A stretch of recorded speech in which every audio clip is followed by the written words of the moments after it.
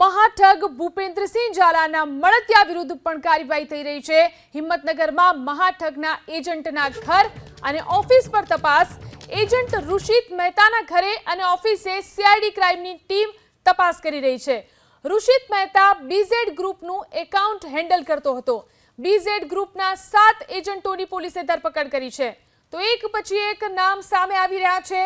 મહાઠગની માયાજાળમાં કોણ કોણ સંડોવાયેલું છે તે તમામ નામો એક બાદ એક સામે આવી રહ્યા છે।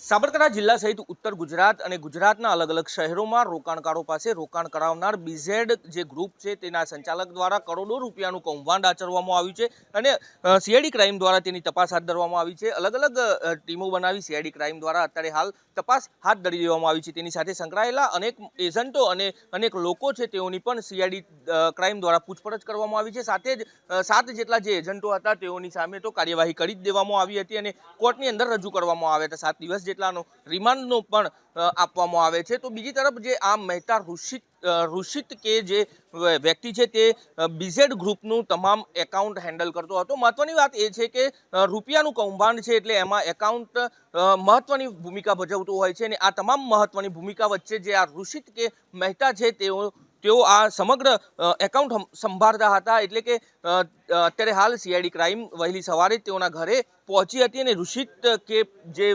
મહેતા છે તેઓની તપાસ હાથ ધરી હતી, પૂછપરછ કરી હતી। પ્રાથમિક પૂછપરછ બાદ ઘરેથી જ તેઓને સીઆઈડી ક્રાઇમના અધિકારીઓ દ્વારા અટક કરી લેવામાં આવે છે અને વધુ પૂછપરછ માટે લઈ જવામાં આવે છે। ઘરમાં જે હાજર વ્યક્તિઓ હતા તેઓની સાથે મહિલા વ્યક્તિઓ હતા તેઓની સાથે વાતચીત કરતા જાણવા મળ્યું હતું કે તેઓને સીઆઈડી ક્રાઇમના અધિકારીઓ દ્વારા પૂછપરછ કરવામાં આવી હતી અને ત્યારબાદ તેઓની સાથે લઈ જવામાં આવે છે। આ અલગ અલગ તપાસ ચાલી રહી છે, તેમાં અલગ અલગ ખુલાસાઓ રોજ દિવસે આવી રહ્યા છે। 4 દિવસથી સતત સીઆઈડી ક્રાઇમ દ્વારા તપાસ હાથ ધરવામાં આવી છે। હજુ પણ અનેક ખુલાસા સામે આવી શકે છે। દર્શન પટેલ, એબીપી અસ્મિતા, સાબરકાંઠા।